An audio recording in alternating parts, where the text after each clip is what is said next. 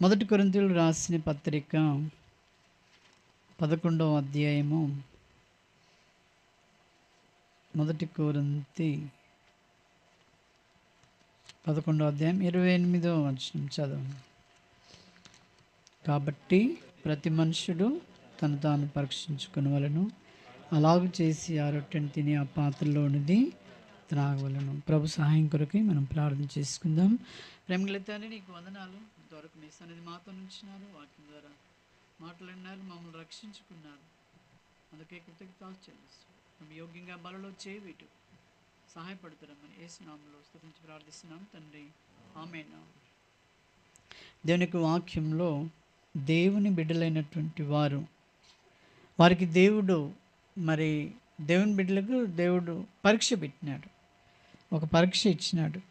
ఇది ఆదివారము బలలో చేయి వేసినప్పుడు ప్రజలందరి సమ్ముఖంలో కనబడి ఆ రొట్టెను చేయి వేస్తాం, పాలు పొందుతాం. కానీ ఈ పరీక్ష అనేది ప్రతినిత్యము, ప్రతి సమయము, ప్రతి గడియ మనకు లోపల ఉంటూనే ఉండాలి.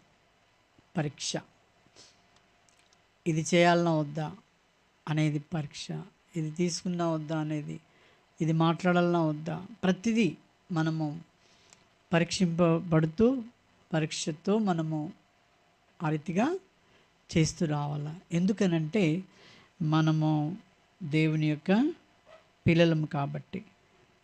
మనమందరము ఎవరమండి? దేవుని యొక్క పిల్లలు. మొదటి యోహాను పత్రిక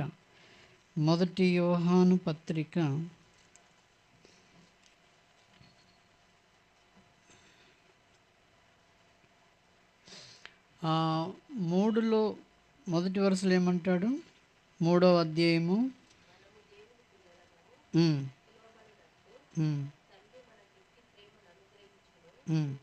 చాలు. ఇక్కడ ఏమంటాడంటే మనము దేవుని పిల్లలమని పిలువబడినట్లు. మనము దేవుని పిల్లలం కదా, ఇది ఎప్పటికీ పిలవాలి అన్నట్టు. పిలువబడినట్లు అంటే ఇప్పుడు మన ఇంటి వారితో మనకు తెలిసిన వారు ఎప్పటికీ కూడా పిలుస్తారు కదా, అలాగే దేవుని పిల్లలమని పిలువబడినట్లు కొన్ని సందర్భాల్లో దేవుని పిల్లలముగా మనము ఇతరులకు కనబడం. అందుకనే ఆ మాట అన్నాడు. కొన్నిసార్లు మనము ఇతరులకు ఎలా కనబడతామండి? దేవుని పిల్లలముగా కనబడం. కానీ వాళ్ళ ముందు మనం దేవుని పిల్లలుగా కనబడినట్లు మనం ఉండాలట. అర్థమైందా? ఎలా కనబడము అనేది మనకు కొన్ని తెలుసు. తర్వాత ఏమన్నాడని చూద్దాం. ఇంకో మాట 2వ వచనంలో, ప్రియులారా మనం వినండి. ఇప్పుడు మనం ఏమై ఉన్నాము? మనము దేవుని పిల్లలమై ఉన్నాము. ఇది జ్ఞాపకం పెట్టుకోవాలా, జాగ్రత్తగా మనము దీని యందు ఉంచాలి. మనం ఎవరెవరమో అని కాదని భావించవద్దు ఎప్పుడే కానీ. మనం ఎవరము? ఇప్పుడు యేసుప్రభు నమ్మిన బిడ్డవు, నీవు ఖచ్చితంగా దేవుని బిడ్డవే. తర్వాత ఏమన్నాడు?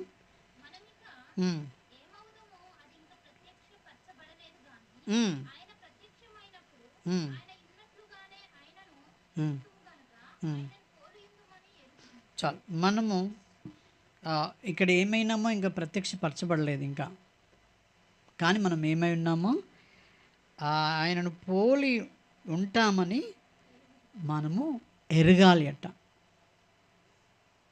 అర్థమైందండి? ఇప్పుడు మనకు పిల్లలు పుట్టారు. మనకు పిల్లలు పుట్టినప్పుడు ఇప్పుడు ఉదాహరణ ఇక్కడ రవి వాళ్ళ పాపే కానీ, సాగర్ వాళ్ళ బాబాయ్ కానీ, జోజీ వాళ్ళ బాబాయ్ కానీ ఎవరి పోలికల్లో ఉన్నారనేది మనకు తెలుసు కదా. వారు గర్భం దాల్చిన తర్వాత 9 నెలల వరకు కూడా పోలిక మనకు బయటికి కనబడదు కదండి. ఎప్పుడైతే జన్మనించి ఆ పిల్లవాళ్ళు మనకు కనబడుతున్నప్పుడు వారి పోలిక ఏమవుతుంది? ఎవరి పోలికలో ఉన్నారు అనేది కనబడుతుంది. గుణలక్షణాలు వేరు, పోలిక. గుణలక్షణాలు అంటే ఇక మనకు తెలుసు, అవి వేరుగా ఉంటాయి. అయితే పోలిక ఎవరి పోలికలో ఉన్నారు.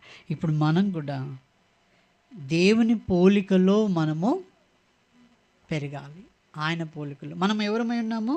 దేవుని పిల్లలము. నువ్వు ఎక్కడికి పోయినా, ఏ స్థలంలోకి పోయినా నువ్వేమని గుర్తెరగాలి? నేను దేవుని కుమారుణ్ణి. ఆ తర్వాత మొదటి యోహాను పత్రికలోని, మొదటి యోహాను పత్రిక 5వ అధ్యాయము 5వ అధ్యాయం 4వ వచనం ఏమన్నాడు చూడండి.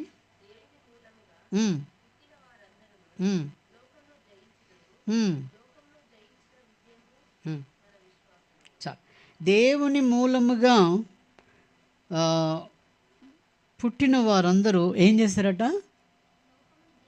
లోకమును జయిస్తారట. అర్థమైందా అంటే? అంటే కత్తులు కటారాలు బట్టి జయించడం కాదు. అర్థమైందా? వారు లోకమును జయిస్తారు. మరి దేవుని పిల్లలు మరి ఎట్లా జయిస్తారు మీరు చెప్పండి? విశ్వాసం. ఇంకా మొట్టమొదటిగా మనము దేవుని పిల్లలముగా పుట్టినామా, అది చాలా ప్రాముఖ్యం. మనం ఎట్లా దేవుని పిల్లలముగా, దేవుని పిల్లలుగా పుట్టడానికి మనం ఎలా పుట్టామో యోహాను సువార్త 3:3లో ఉంటుంది. ఒకడు క్రొత్తగా జన్మిస్తేనే కానీ వాడు దేవుని రాజ్యంను చూడలేడు. అలాగే క్రొత్తగా జన్మిస్తేనే కానీ యేసు ప్రభులో మనము ఆయన యొక్క బిడ్డలమవుతాం కదా. ఎప్పుడు? క్రొత్తగా జన్మించినప్పుడు. ఆయన జన్మము అది. కాబట్టి క్రొత్తగా జన్మించిన ఈ వ్యక్తిని ఆయనకున్నటువంటిది ఏంటంటే తిరిగి జన్మించిన వ్యక్తి అని అనవచ్చు. క్రొత్తగా జన్మించిన వ్యక్తిని ఏమంటారు? తిరిగి జన్మించినటువంటి వ్యక్తి. మామూలుగా హాస్పిటల్ పోయి కోమాలకు పోయి మళ్ళీ బ్రతికిన ఆ వ్యక్తి అట్లా కాదు. ఇది యేసుక్రీస్తులో తిరిగి జన్మించిన వ్యక్తి. మేము హెబ్రోన్ మీటింగ్స్కు స్టార్టింగ్లో 77 ఆ టైంలో చిన్న మేము అందరం వెళ్ళేటప్పుడు అక్కడ గేట్ దగ్గరికి పోతేనే చాలు ఈ మాట పలికేది. ఏమనేది? తిరిగి జన్మించావా? ఆ మాట పలుకుతూ ఉండేది. ఇప్పుడు అది లేదులేండి. ఇప్పుడు ఏముంది తెలుసా? నువ్వు ట్రస్ట్వా, సొసైటీవా, లేకపోతే ఇండిపెండెంట్వా, ఇవి వస్తున్నాయి రా. అవి పోయింది, ఎప్పుడు పోయినాయి అవి. ఇక్కడ ఏమొచ్చింది? అవి వచ్చేసినాయి. కానీ అవి లోకంలో మార్పు ఎంతన్నా రానివ్వండి, దాంతో నీకు పని లేదు. కానీ నీవు దేవుని బిడ్డగా నీవు తిరిగి జన్మించావా? తిరిగి జన్మించినటువంటి వ్యక్తి ఏం చేస్తాడట? మంచి చెడులను, ఆ అభిప్రాయాలను, ఆధారాలు అవన్నీ కూడా తెలుసుకుంటాడు. తిరిగి జన్మించిన వ్యక్తి ఏం తెలుసుకుంటాడండి? మంచి చెడులను తెలుసుకుంటాడు. మంచి ఏంటి, చెడేంది. యేసుప్రభు వారు మరి దేవుడు ఏదైనా తోటలో ఏ చెట్టును పెట్టాడు? మంచి చెడులను తెలివినిచ్చే చెట్టును పెట్టాడు. మంచి చెడ్డలు దాన్ని చూసుకో అని చెప్పినప్పుడు అది వినలేదు, అది అయిపోయింది, పాపంగా వచ్చింది. కానీ ఇప్పుడు తిరిగి జన్మించినటువంటి వ్యక్తి ఏం చేయాలి? చెడు పనులు, మంచి పనులు, ఈ లోకాభిప్రాయాలు ఆధారము చేసుకున్నాడు. చెడు ఈ లోకంలో వాళ్ళందరి యొక్క ఆధారం మరి చేసుకున్నాడు. ఎందుకంటే ఆయన తిరిగి జన్మించినటువంటి వ్యక్తి. తిరిగి జన్మించినటువంటి వ్యక్తి ఎవరి ద్వారా జన్మించినాడు? యేసుక్రీస్తు ద్వారా, దేవుని కుమారుడు. ఇప్పుడు మనం దేవుని వలన పుట్టినమే కానీ కదా. మీరేమన్నాడు ఇక్కడ 4లో? దేవుని మూలముగా పుట్టినవారు. మనం ఎవరి మూలంగా పుట్టినవారము? దేవుని మూలముగా పుట్టినవారు. అటివారు ఆ తర్వాత మరి దేవుని మూలంగా పుట్టినవారు వారి యొక్క ఆలోచనలు మరియు ఆచార ప్రవాహాన్ని వ్యతిరేకంగా నడపడానికి అతడు సంకోచించడట. అంటే ఆలోచనలో దేవునికి సంబంధించినవి ఉంటాయి. ఆలోచనలన్నీ, ఆచారాలు లేకపోతే అలవాట్లు, వీటన్నిటికీ ఒక తిరిగి జన్మించిన వ్యక్తి వ్యతిరేకై ఉండాలి. యేసుక్రీస్తులో జన్మించిన వ్యక్తి ఏమై ఉండాలి? ఆచారాలు, అలవాట్లు ఇవన్నీ గ్రహించి వాటికి ఏమై ఉండాలట? వ్యతిరేకి అయి ఉండాలా. ఎందుకు వ్యతిరేకి అయి ఉండాలి? నువ్వు దేవుని కుమారుడు, నువ్వు తిరిగి జన్మించిన వాడు కాబట్టి నీకేమై ఉండాలి? నువ్వు వ్యతిరేకివై ఉండాలని చెప్తూ ఉంటున్నాడు. ఇంకా అతని జీవితాన్ని మలిచేది మనుషుల మాటలు కావు. ఈ తిరిగి జన్మించిన వ్యక్తిని, దేవుని కుమారుణ్ణి, కుమార్తెను మనుషుల యొక్క మాటల ద్వారా ఏమాత్రం కూడా మలచబడకూడదు. మలచబడద్దు అంటే ఏంటి? మలచబడద్దు అంటే ఏంటి? వినకూడదు. అర్థమైందండి? లోకస్తులు ఉంటారు. మన యేసుప్రభు నమ్మని మన బంధువుల కానుండి చూసుకుంటే బయటంతా కూడా ఎవరండి వారు? లోకస్తులు, వాళ్ళ అన్యులు. కాబట్టి వాళ్ళ మాటల చేత మనం మలచబడకూడదు అంటున్నాడు. మరి ఏ దేవుని కుమారుడు అలాగో చేయకూడదు. నేను విగ్రహాల పని చేసినప్పుడు నాకు పెళ్ళైతే దారికి వస్తాడని పెళ్లి చేసిన తర్వాత మా అత్తమామలు మరి మా భార్యతో సహా వారు ఏమన్నారంటే, యేసుప్రభు బొమ్మలు చేయొచ్చండి, విగ్రహాలు అంటున్నట్టు. అవి విగ్రహాలు యేసుప్రభు సిలువను ఆయనకున్న ఉన్నాయి కదా, యేసుప్రభు వేలాడినట్టుగా బొమ్మలు చేయొచ్చు అని అన్నాడు కదా. అప్పుడు నేనేమన్నానంటే, అవి కూడా విగ్రహాలే, ఏది చేయకూడదు, ఎలాగైనా బ్రతకొచ్చు కదా అని చెప్పేసి వాళ్ళ బిడ్డ సుఖం కొరకు నన్ను అబద్ధంలో పడేయడానికి ప్లాన్ చేశారు వాళ్ళు, నన్ను అందులో పెట్టడానికి చేస్తే నేను అన్నాను, నో నో నో నో, మీ మాటల చేత మలచబడడానికి నేను దేవుని కుమారుణ్ణి, దేవుని బిడ్డను, నన్ను పోషించేవాడు ఆయనే, కాబట్టి నేను అది చేయనంటే చేయను. ఒకవేళ లేదు మీకు అయిష్టం ఉంటే మీ బిడ్డను తీసుకెళ్ళండి, కానీ నేను దేవుని మాత్రము, దేవుని యొక్క మాటలు, దేవుని యొక్క ఆలోచనలోనే నేను జీవించాలి. అది దేవుని యొక్క బిడ్డల యొక్క స్థితి. కాబట్టి మనం దేవుని బిడ్డలు, మనం ఎవరమండి? తిరిగి జన్మించిన వారం, మనం దేవుని మూలంగా పుట్టిన వారం. అక్కడ ఏమంటున్నాడు? మొదట్లో మనం చూసాం కదా, మనము దేవుని పిల్లలమని పిలువబడినట్లు మనమే చాలా అక్కడే మనకు దేవుని పిల్లలమని మనం ఏం చేయాలండి? పిలువబడాలి. కొన్నిసార్లు మన మ్యారేజెస్ చూస్తూ ఉంటాం, ఆ తర్వాత అవన్నీ చూసినప్పుడు ఒక యూసీవీసీ వాళ్ళు ఏదో ఒక ఫిలిం తీశారు. వాళ్ళు తీస్తూ ఏమన్నారంటే, ఒక మ్యారేజ్కి వెళ్ళారు వాళ్ళు. ఆ ఫిలింలో వెళితే అక్కడ ఏమన్నారంటే, ఆ మ్యారేజ్ అంతా చూసిన తర్వాత అప్పుడు ఈయన తట్టుకోలేక ఆ స్నేహితునితో అన్నాడు.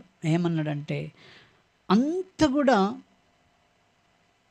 వాళ్ళ వలే ఉన్నాయి కదా అవి, దేవుని బిడ్డలుగా కనబడడానికి ఏమీ లేదా పెళ్ళిలో అన్నాడు ఆయన. పెళ్ళి ఏమో క్రైస్తవ పెళ్ళి, పెళ్ళి క్రైస్తవ పెళ్ళి.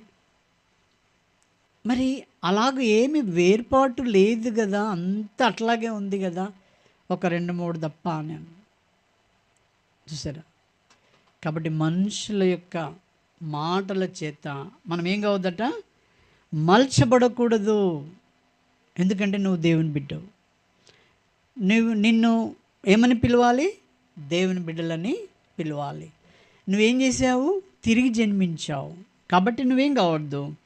వారి యొక్క జీవితాల, వారి యొక్క మాటల చేత నీవు మలచబడకూడదు. తర్వాత ఇంకొక మాట అన్నాడు, అతడు లోకానుసారమైన ప్రేమను జయిస్తాడు. లోకానుసారమైన ప్రేమ, లోకానుసారమైన ప్రేమ అంటే ఎట్లుంటుందండి? ఇప్పుడు యాత్రికుడు ప్రయాణంతో చెప్తాను ఒక మాట. యాత్రికుడు ఏం చేశాడంటే, ఆయన మీద పాపపు మూట ఉంది, బరువు చాలా పెద్ద మూట ఉంది, భార్య పిల్లలు ఉన్నారు. వారు ఏం చేశారంటే, ఈయన ఈ పాపపు మూటను తీసేసుకోవాలి ముందు అని చెప్పేసి ఆయన పరిగెత్తుతుంటే, ఈ భార్య పిల్లలు డాడీ డాడీ ఏమండి అని వెంటబడుతున్నారు. ఎవరు వెంట? యాత్రికుడు ప్రయాణం వెంట పడుతుంటే, అప్పుడు ఆయన ఏం చేశారంటే, వారిని ఏ మాత్రం కూడా చూడలేదు. వారిని చూడకుండా ఏం చేశాడు? బయటకు వచ్చేసి నా పాపం పోవాలి, నా పాపం పోవాలి, కాబట్టి నేను దేవుని బిడ్డగా కావాలి అన్న ఆరాటంతో అవన్నీ కూడా లెక్క చేయకుండా ఆయన వచ్చాడు. కాబట్టి అతడు లోకానుసారమైన ప్రేమను ఏమాత్రం కూడా, ఉదాహరణగా భక్సింగన్న చూసుకోండి. భక్సింగన్న పెళ్ళైన తర్వాత ఈయన యేసుప్రభుని నమ్ముకున్నాడు, ఆమె నమ్ముకోలేదు. అర్థమైందా? నమ్ముకోలే ఒక కుమారుడు. ఆ తర్వాత ఈయన ఏం చేశాడు? తల్లిదండ్రులు ఉన్నారు ఈయనకు. పంజాబ్లో దిగాడు, బాంబేలో దిగిన తర్వాత అక్కడ నేను అనుకున్నది నువ్వు చేయలే బిడ్డ, నేను వద్దన్నదే చేసినావు, సరే నువ్వు బైబిల్ ఒకే రూమ్లో ఉండాలి, అందుకెళ్ళి బయటికి కనబడొద్దు అని చెప్పారు. చెప్తే అప్పుడు ఆయన ఏం చేశాడంటే, ఎయిర్పోర్ట్లోనే జరిగింది ఇది, అంటే మనం అదే స్టేషన్లో అన్నట్టుగా. అప్పుడు ఏమన్నాడంటే, అమ్మ ఒక రూమ్లో నేను బంధించబడి ముక్కు చెవులు మూసుకుని ఎంతకాలం నేను బ్రతుకుతా, నేను అట్లా నా ప్రభువును కొరకు నేను బయటికి ఉండలేకుండా నేను ఒక రూమ్లో ఉండలేను అని అంటే, అయితే మాతో రావద్దు నువ్వు అన్నారు. అంటే సరే అని అన్నాడు. తల్లిదండ్రులు వెళ్ళిపోయారు. ఆయన అక్కడే సత్రాల మధ్యలో అక్కడిక్కడ ఆయన ఉంటూ అక్కడ ఉండే ఎవరైనా ఏదైనా ఇస్తే ఫుడ్ తినుకుంటూ వచ్చాడు. అంటే ఏంటి, ఈయన ఎందుకని అట్లా చేశాడు? ఎవరిలో జన్మించాడు ఈయన? చెప్తలేరు మీరు. మరి అది చెప్పొద్దు, దేవుని బిడ్డే కదా, దేవునిలో జన్మించాడు కదా, తిరిగి జన్మించాడు కదా ఆయన. ఏమని పిలువబడాలి? దేవుని పిల్లలుగా పిలువబడాలి కదా ఆయన. అందుకని మరి ఈ తల్లిదండ్రులు ఎవరి ప్రేమ అండి? లోకానుసారమైన ప్రేమ. లోకానుసారమైన ప్రేమ. ఈ ప్రేమ గొప్పదా, దేవుని ప్రేమ గొప్పదా? దేవుని ప్రేమ గొప్పది. అది ఎవరు గ్రహిస్తారు? నో, తిరిగి జన్మించిన దేవుని బిడ్డలే గ్రహించాలి. దేవుని ప్రేమ గొప్పదని గ్రహిస్తే వీళ్ళ ప్రేమలకు నువ్వు మలచబడవు అంటే నువ్వు లోబడవు. అర్థమైందా? నువ్వు లోబడవు. కాబట్టి దేవుని యొక్క ప్రేమ, లోకానుసారమైన ప్రేమను దేవుని బిడ్డడు ఏమిస్తాడండి? జయిస్తాడు. లోకానుసారమైన ప్రేమతో వీటన్నిటిలో జయిస్తాడు. చాలామంది, మీరు ఎన్నో సాక్ష్యాలు ఉన్నాయి చెప్పాలంటే టైం. అందరూ కూడా మరి వారి యొక్క స్థితిగతులు అన్నీ కూడా వదిలిపెట్టి మరి దేవుని సన్నిధికి దేవుని బిడ్డలుగా వచ్చారు. తర్వాత ఇంకోటి ఏమన్నాడంటే, తన చుట్టూ ఉన్న వారిని సంతోషపరిచే విషయాల్లో అతనికి ఎటువంటి ఆనందము ఉండదు. అర్థమైందండి ఈ మాట? ఏమంట? తన చుట్టుప్రక్కల ఉన్న వారి విషయమును వారు ఆనందించడానికి ఈయన ఏమాత్రం కూడా ఒప్పుకోడు. సస్యమీరా ఒప్పుకోడు. ఎవరు? ఎందుకని ఒప్పుకోడు?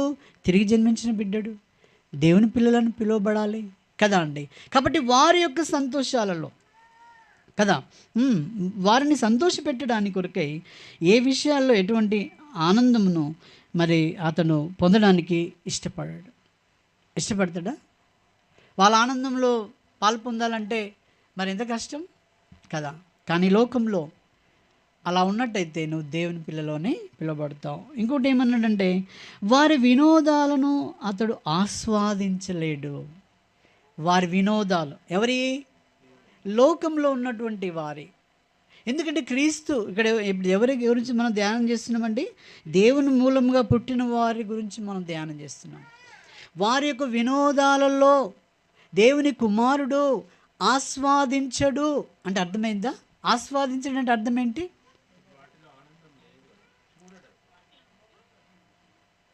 ఇంకా ఆస్వాదించడు. కరెక్ట్, ఇవన్నీ కరెక్టే. ఆస్వాదించడు అంటే వాటన్నిటిలో ఎవరు ఏమాత్రం కూడా మరి పాలు పొందడానికి అదంటే ఇష్టము ఉండదు.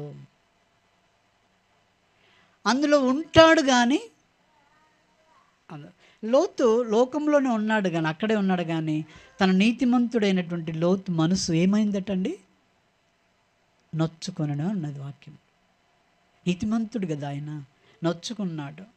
వాళ్ళ బాధలు, వాళ్ళ వేషాలు, వాళ్ళ అంత సుధమలో ఉన్నటువంటి ఆ పరిస్థితులన్నీ చూసి ఆయన ఏం చేయబడ్డాడు?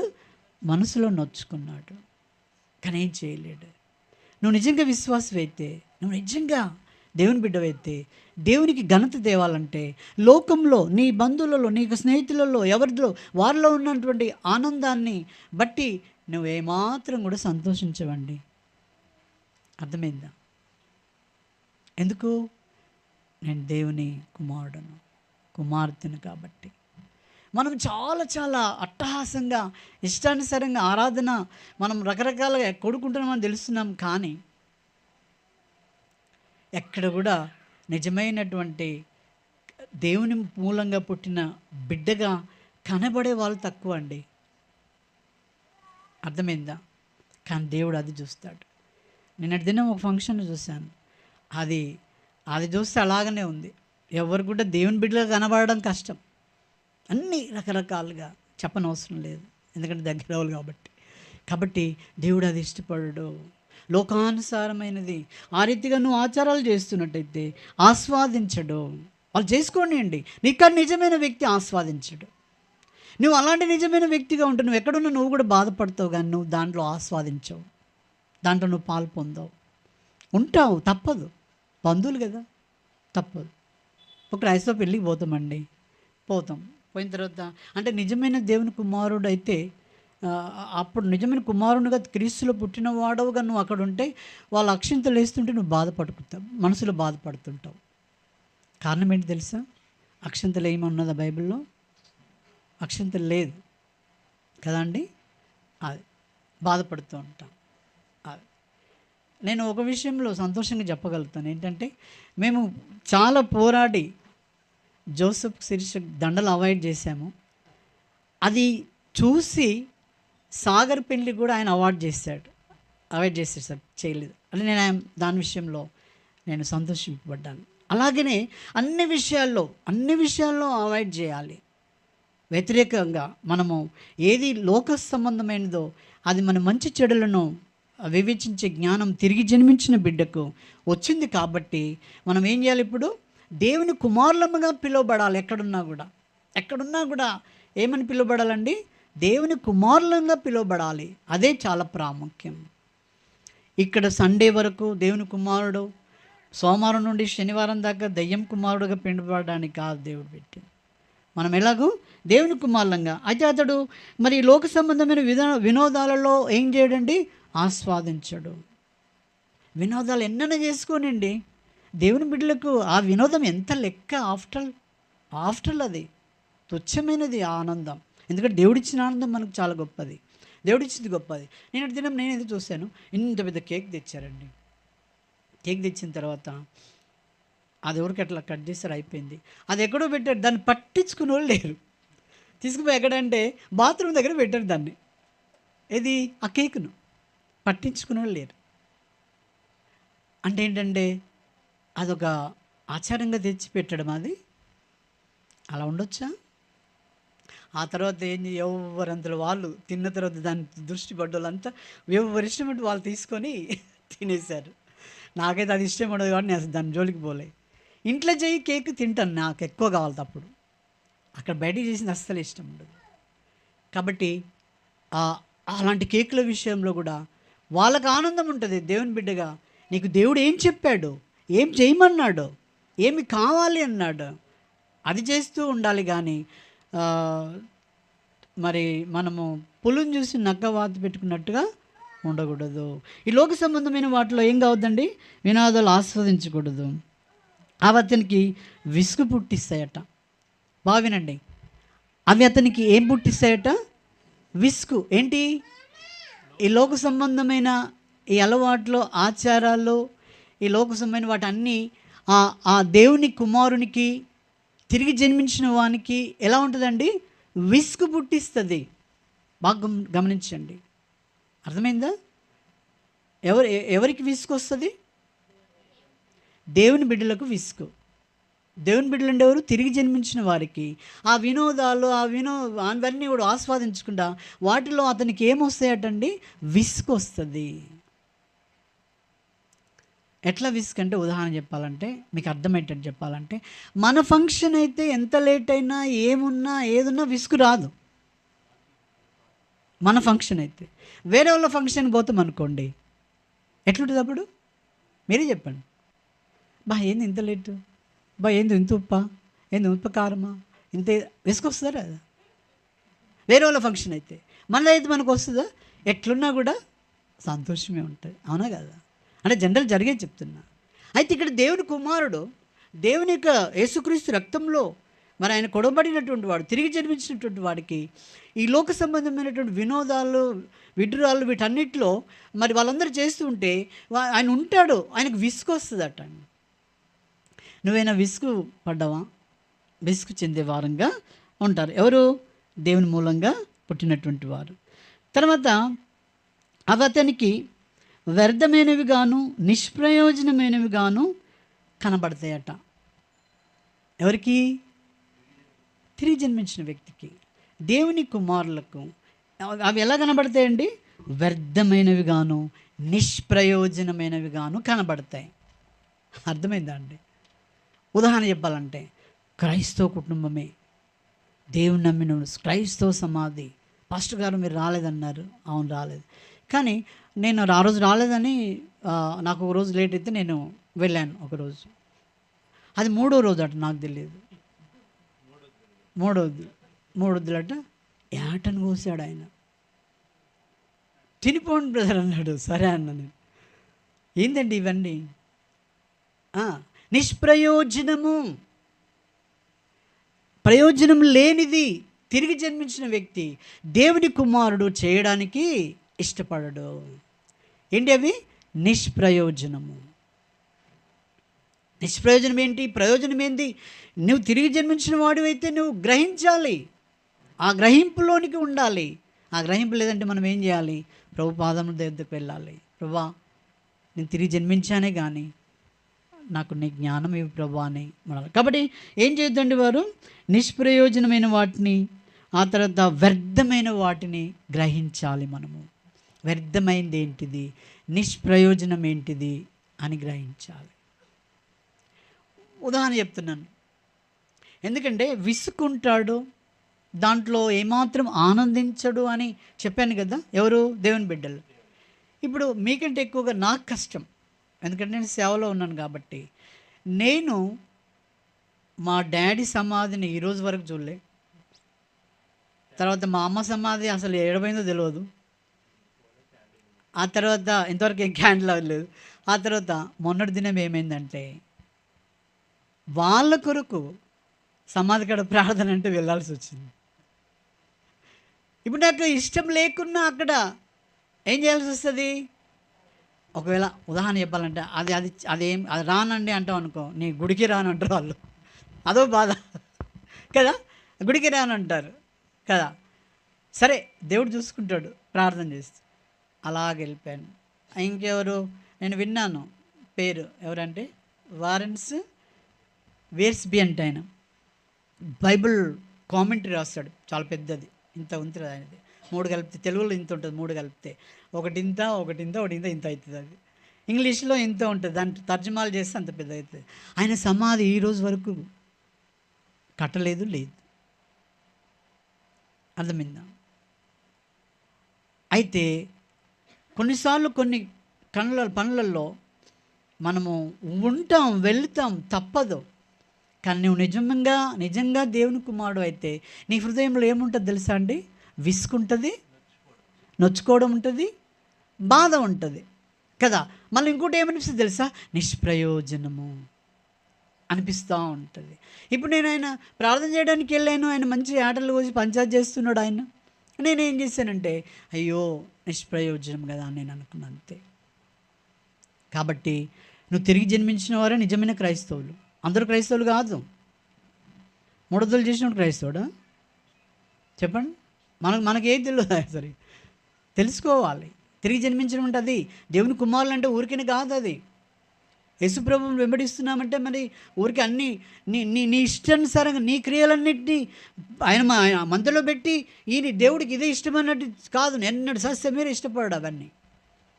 ఆయనకి ఏం అవసరం లేదండి. ఆయనకు నీ పండుగలు పబ్బాలు ఏం అవసరం లేదు. సరే, నువ్వు పుట్టినవు కాబట్టి పుట్టిన దినము అదొక ప్రయోజనకరమైంది. నువ్వు మ్యారేజ్ చేస్తున్నావు, పెద్ద ఘనంగా, అది ప్రయోజనకరమైంది. దానికి 2 మినహా ఇంకా ఏ పండుగలు నీకు లేదు. కాబట్టి మరి వాటిలో మరి వ్యర్థమైన వాటిని చూస్తూ ఉంటాడు. తర్వాత అనవసరమైనవిగా వారికి కనబడతాయి. ఎవరికి? దేవుని బిడ్డలకు అనవసరంగా కనబడుతుంది. వాళ్ళు దేవుని బిడ్డలకు దేవుని మూలంగా పుట్టినట్టయితే ఏం కనబడుతుందండి? అనవసరంగా కనబడుతుంది. ఏంటది? ఇవన్నీ కూడా అనవసరం కనబడుతుంది. కాబట్టి మనకు ఎట్లా ఉంది? మన హృదయం, మన ఆలోచనలు ఎలా ఉన్నాయి? మనం దేవుని పిల్లలమైనా, దేవుని పిల్లలమని నీ స్నేహితుల మధ్యలో, నీ బంధువుల మధ్యలో, నీ ఇరుపొరుగు వారి మధ్యలో నువ్వేం చేయాలండి? పిలువబడాలి. మా పక్కింటి మాకు ఒక చెట్టు ఉండే ముందు, చెట్టు ఉన్నప్పుడు అవన్నీ అక్కడ పడుతుండేది. ఏంటి అంటే పువ్వులు లేకపోతే ఆకులు పడుతుండేది. ఫస్ట్ నేను గ్రేస్కి ఏం చెప్పేదంటే, ముందు వాళ్ళ దూడు వాళ్ళ వాకిలుడు మన చెత్త పడుతుంది అక్కడ. ముందు వాళ్ళ దూడు, వాళ్ళు ఎంత గొడవ చేస్తారు అన్నా కూడా మనం ఏం చేద్దాం, గొడవకు పోకూడదు. అంటే పాపం ఆమె వెళ్ళిపోయేంత వరకు అలాగనే పాటించింది. ఎవరితో కూడా ఏమీ గొడవ, అసలు ఆ గ్రేసీడు ఉన్నదా లేదన్నట్టు కూడా ఎవరికి తెలియదు అన్నట్టు, అంత సైలెంట్గా క్రీస్తుని బట్టి తాను ఉండగలిగింది. అంతగా మీకు అందరూ తెలుసు పేరు సంపాదించింది. కాబట్టి అనర్హత, ఆ తర్వాత నిష్ప్రయోజనం, ఇవన్నీ కూడా మనం ఏం చేయాలండి, దేవుని బిడ్డలంగా గ్రహించాలి. తర్వాత ఈ లోకానుసారమైన భయాన్ని జయించాలి మనం దేవుని బిడ్డలంగా. ఈ లోకానుసారమైన భయం, ఈ లోకానుసారమైన భయం అంటే ఏం చెప్పండి? క్రైస్తవులు ఏం చెప్తారో చెప్పాలా? క్రైస్తవులు ఇల్లు కడతారండి, పాస్టర్ రాకముందుకే పాలు పొంగిస్తారు, నవధాన్యాలు వేస్తారు, తర్వాత కనబడకుండా చెయ్యి గుర్తు పెడతారు. ఏంటిది ఇది? ఎక్కడ ఎవరు భయపడుతున్నావు నువ్వు? వాస్తుకు భయపడుతున్నావు కదా. నువ్వు దేవుని భయపడేవాడుగా ఉండాలి. దేవునికి భయపడాలండి మనం ఎవరికి భయపడాలి? దేవుని భయపడాలి. ఇవన్నీ లెక్కకు చేయడండి, ఇవన్నీ లెక్కకు రావు మీకు. అంటే ఇవన్నీ కరెక్ట్గా మరి అర్థమయ్యేలాగున మనకు తెలియాలి. ఇవన్నీ తెలుసుకోకపోతే మనము ఇవన్నీ కూడా కలిపి వెళ్తున్నామని మనము వెళ్తూ ఉంటాం, కానీ అది కరెక్ట్ కాదు అన్నట్టు. తిరిగి జన్మించిన వాడివి, దేవుని బిడ్డలుగా పిలువబడినటువంటి వారు ఎలా ఉండాలండి? ప్రత్యేకంగా ఉండాలి. మరి ఎలా ఉండాలట? ప్రత్యేకంగా ఉండాలి. మాకు మొట్టమొదటిగా బాబు పుట్టినప్పుడు నాకు అస్సలే ఇష్టం ఉండదు, కానీ మా అమ్మ వాళ్ళు నామకార్థము క్రైస్తవులు కాబట్టి వాళ్ళు ఏం చేశారంటే 5 నెలలది చేయాలని చేశారు వాళ్ళు. ఎవరు? మా అమ్మలు. వద్దండి అది లేదు అని అంటే వాళ్ళు వినలే. ఎందుకంటే ఎల్లంలో వాళ్ళు పూర్వ క్రైస్తవులు అన్నట్టు. వాళ్ళు నువ్వేమో ఇప్పుడు భక్తులు అంటున్నావు, మాకు తెలిసి ఇదంతా అంటారు అనేది. మా నాన్న కూడా అనేది నాతో.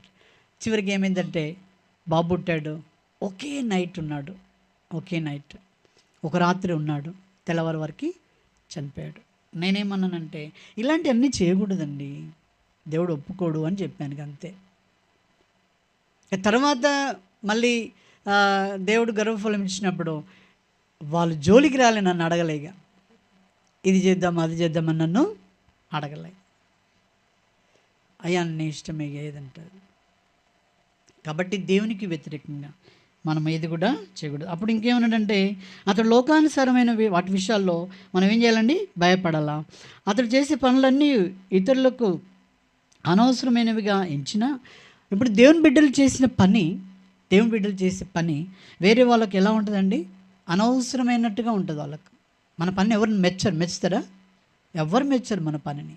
ఎందుకంటే క్రీస్తు బిడ్డలం కాబట్టి మనం అయితే అలాగైనా పర్వాలేదు, మెచ్చుకున్నా పర్వాలేదు. మనం ఎట్లుండాలి? మన దేవుని పిల్లలమని పిలువబడాలి. తిరిగి జన్మించినా మనము ఆ రీతిగా ఉంటూ రావాలి. ఇంకొక మాట ఏమన్నాడు ఆ తర్వాత, అతడు వాటిని సంతృప్తిగా చేయలేడు, వేటిని కూడా. ఆ తర్వాత అతన్ని విశ్వాసంను ఎవరు కూడా ఏం చేయలేరండి? కదిలించలేరు. తన యొక్క విశ్వాసం అలాగ దేవుని బిడ్డలుగా, దేవుని కుమారుడిగా ఉన్నట్టయితే ఏం చేయరు? కదిలించలేరు. ఆ తర్వాత మరి ఆ కుమారుడు ఇంకేం చేయడండి? మనుషుల మెప్పు కంటే దేవుని మెప్పును ఆశిస్తాడట. దేవుని కుమారుడు ఏం చేయడండి? మనుషుల మెప్పు కంటే ఎవరి మెప్పు? దేవుని మెప్పు. మెప్పు అంటే ఏంటి చెప్పండి? మెచ్చుకోవడం అంటే ఎలా ఉండే? ఏంటి దేట్లా సంబోధన ఏదండి? ఈ సంవత్సరం ఎంత మంచిగా పండుగ చేసావు నువ్వు అని మెచ్చుకోవడం. అయితే ఇక్కడ దేవుని బిడ్డలో మనుషుల మెప్పు కొరకు ఏది కూడా చేయకూడదు. నేను అసలు వాళ్ళ మెప్పు కొరకు నువ్వు ఆశపడొద్దు. వాళ్ళ మెప్పు కొరకు నువ్వు ఏది చేయకూడదు అని. అది దేవుని బిడ్డలు, దేవుని కుమారుడు, నీ తండ్రికి ఇష్టమైనది నువ్వు చేయాలి. నీ తండ్రి ఆజ్ఞలలో నువ్వు నడుస్తూ రావాలి. తర్వాత మనుషులు మెప్పకూడదు. అతడు ఇంకొకటి ఏమన్నాడంటే, అతడు మనుషులను బాధ పెట్టడం కంటే దేవుని బాధ పెట్టడానికి ఎక్కువగా భయపడతాడట. అర్థమైందండి మాట? మనుషులను బాధ పెట్టడం కంటే ఈ పని చేస్తే దేవుడు ఎక్కువ బాధపడతాడని ఈయన గ్రహిస్తాడు. అర్థమైందా అండి?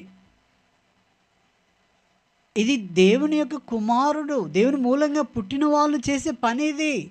ఇప్పుడేం తెలుసా మనకి? ఇవి బాగా వినండి.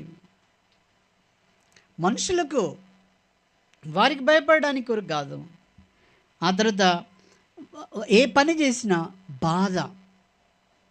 బాధ కలగొద్దు. బాధ కలిగేటువంటి విషయాలు మనం చేయకూడదు.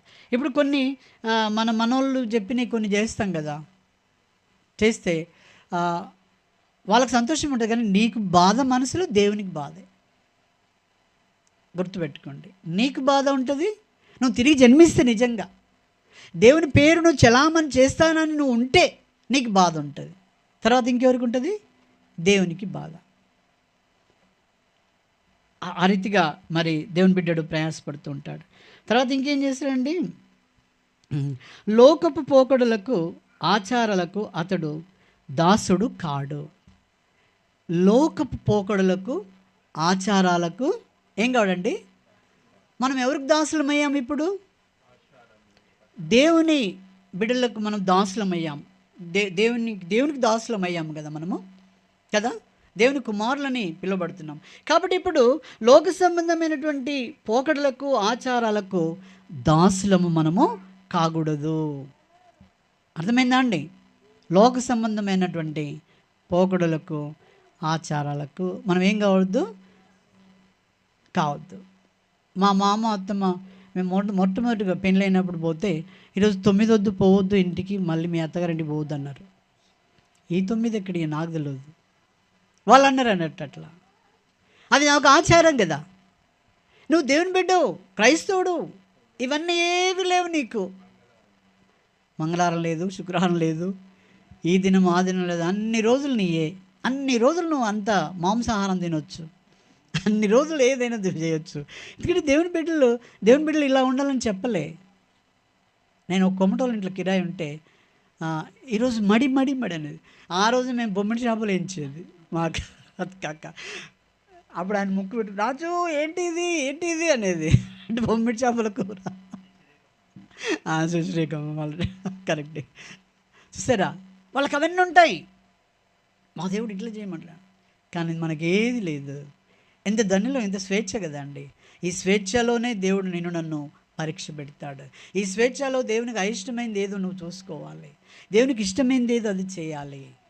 అర్థమైందండి? ఎవరు చెప్పినా పర్లేదు. పాస్టర్లు నన్ను ఏమన్నారంటే, నువ్వు నేర్చుకున్నావు కదా విగ్రహాల పని, చేయొచ్చు అన్నారు. వాళ్ళు ఏం చెప్పలేక. అంటే నేను వాళ్ళ మాట కూడా వినలే. నేను అది కరెక్ట్ కాదు మీరు అన్నది అని నా మనసులో అనుకొని వాక్యం చదివితే దేవుడు వాక్యం ద్వారా 115వ కీర్తన ద్వారా నాతో మాట్లాడాడు. అప్పుడు ఎవరు చెప్పినా వినలేదు, నా దేవుడు నాతో మాట్లాడాడు. కానీ అప్పుడు నా విగ్రహాలకు సంబంధించిన అన్నీ కూడా మా బ్రదర్స్కి ఇచ్చేసి నేను నిల్లైపోయాను.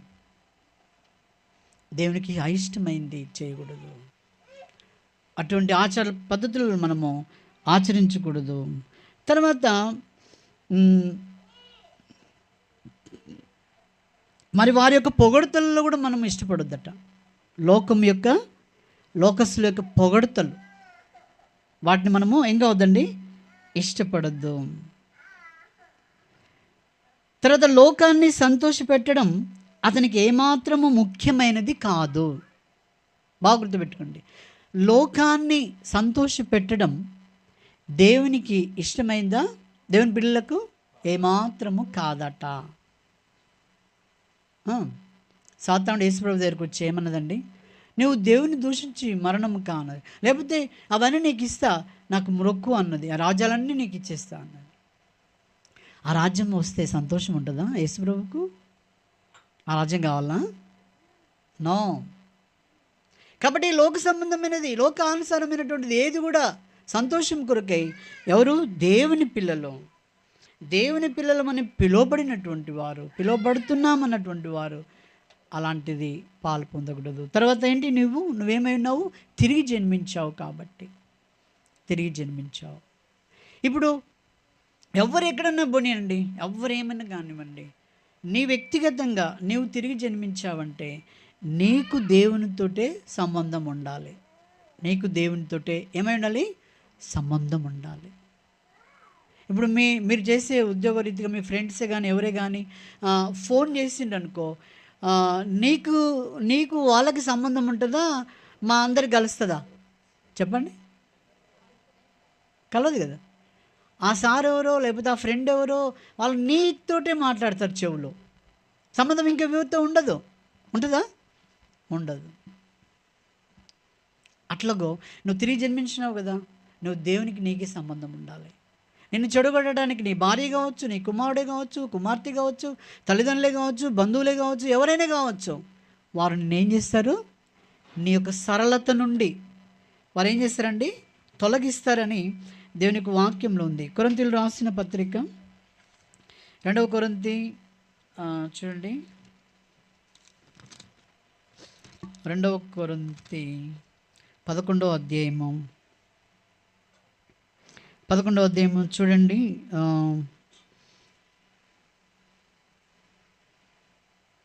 2వ వచనం నుండి చదవండి.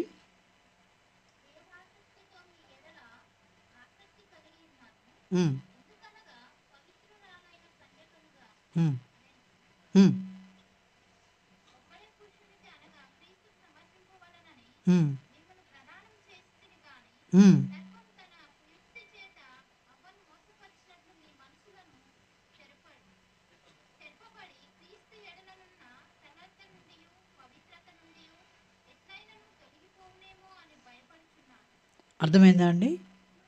ఇక్కడ ఏమన్నాడు?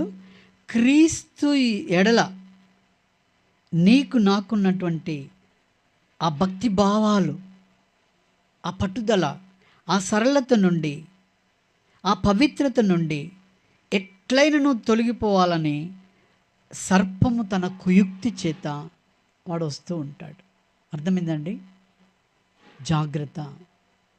అదే అంటున్నాడు. చివరి ఒక మాట ఏముందంటే, అతని ముఖ్యమైన లక్షణం ఏంటంటే దేవునికి ఇష్టడుగా జీవించడమే. దేవునికి ఇష్టడుగా జీవించడమే. ఎవరిదో చూడొద్దు, ఎవరినో మన మనసులో తెచ్చుకోవద్దు. ఎవరో కానివ్వండి, దేవుని కంటే గొప్పవారు ఈ లోకంలో ఎవరు ఉన్నారా? ఎవరు లేదు. నీ తల్లిదండ్రులు కానీ, నీ బలగం కానీ ఎవరు కూడా దేవుని కంటే ఎక్కువ కారు. కాబట్టి ఆయన సంతోషపడటం నేర్చుకో, దేవుని బిడ్డగా జీవించు. నువ్వు నడుస్తున్నప్పుడు నేను మీకు ఎప్పుడు చెప్తూ ఉంటాను, జీ జాన్ ఉండే ఒక ఆయన, మన రేడియో స్పీకర్ జీ జాన్. ఆయన నడుస్తుంటే ఆయన ఏమనేవాళ్ళంటే, నడుస్తున్న బైబిల్ అని పేరు పెట్టేది. వాకింగ్ బైబిల్, నడుస్తున్న బైబిల్ అని పేరు ఆయనకి. ఎందుకు? అంత బైబిల్ కంటత ఆయనకు బైబిల్ ఏందండి? కంటత. ఎక్కడైనా వాక్యం చెప్పాలంటే అన్ని కంటత. నువ్వు దిగముందుగా చదివేస్తాడు ఆయన. దేవుడు అంత జ్ఞానం ఇచ్చాడు అనుకోండి. నాటుంటోడికి ఇప్పుడు చదివింది మర్చిపోతా అన్నట్టు, ఒక్కొక్కరికి ఒక్కొక్క జ్ఞానం కింద. కాబట్టి మనము దేవుని పిల్లలమని లోకంలో ఏం చేయాలి? అందరి చేత మనం పిలువబడేటువంటి వారంగా ఈ లోకంలో మనము జీవిస్తూ రావాలి. అది దేవుని మన నుండి ఆశించినటువంటిది. ఆ రీతిగా ఉంటూ మనం ప్రభు బలలో యోగ్యంగా పాల్పొందాం. మనం మొట్టమొదటిగా ఎవరిమని పిలువబడాలి? దేవుని పిల్లలమని పిలువబడాలి. దేవుని పిల్లలముగా ఎలా అయ్యామో తిరిగి జన్మించడం ద్వారా దేవుని పిల్లలముగా అయ్యాము. ఇప్పుడు దేవుని మూలంగా పుట్టిన వారు ఇన్ని కార్యక్రమాల్లో చాలా జాగ్రత్తగా మనము వెంబడిస్తూ రావాలి. అది దేవునికి ఇష్టమైనటువంటి పని. ఆ రీతిగా ఉంటకు ప్రభు మనకు సహాయం చేయనుగాక. ప్రార్థన చేసుకుందాం.